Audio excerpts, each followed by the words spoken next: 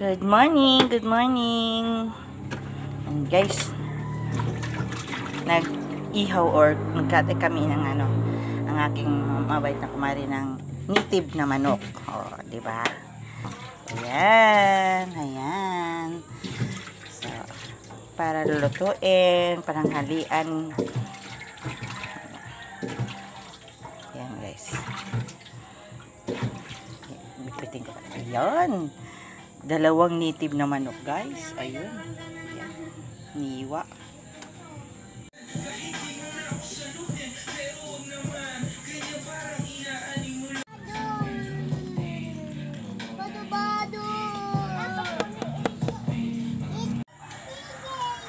Yan guys. Tapos ang sarap sana ng sabaw nito. Ano yan? Adobado? Adobado na may tapayas? Oo. Yung pagkain. Hindi pa tapos.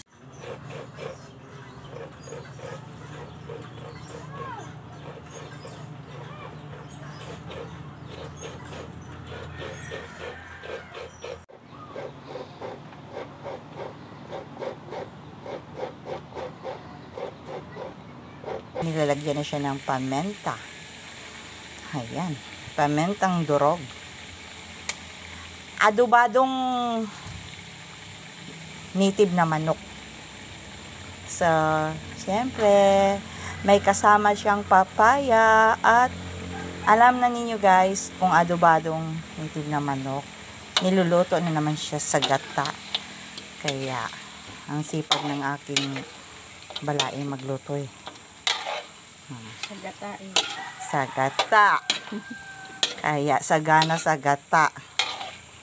O, diba?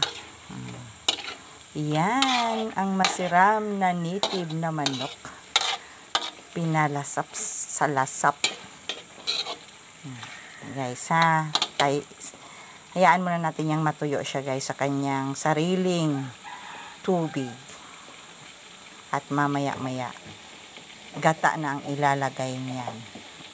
Okay. So, yan na siya guys. Sus ko yan.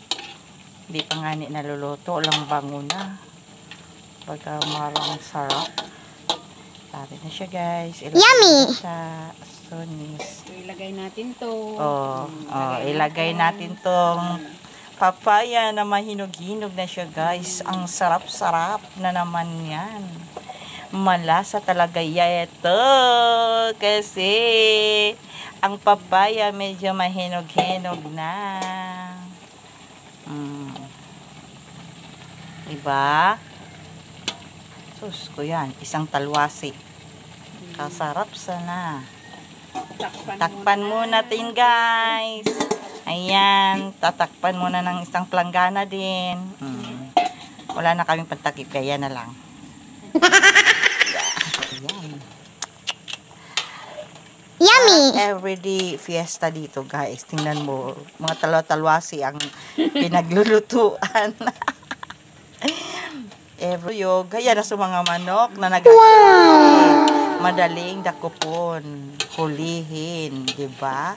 At yan guys, nakahuli ng maaga, 2 manok. Yan. Native na manok. O diba? Native. Suspect na. At ipasabat na at ibuhos na ang gata.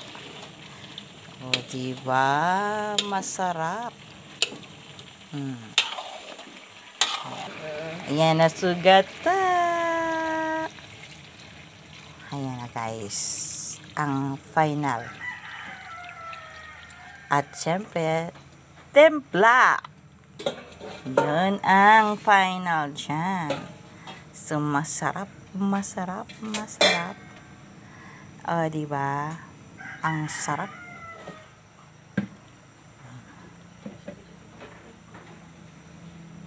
Ayan na siya ng asin guys. Sas kuya de.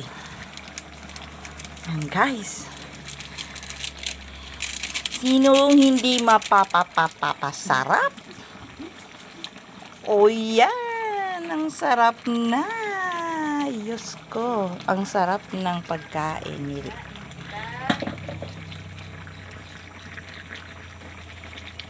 Guys, lapit na maluto yan. Adobadong native na manok na may papaya. Yan. Na may papaya. So, yan. Malang sarap. Native ba naman? So, yan.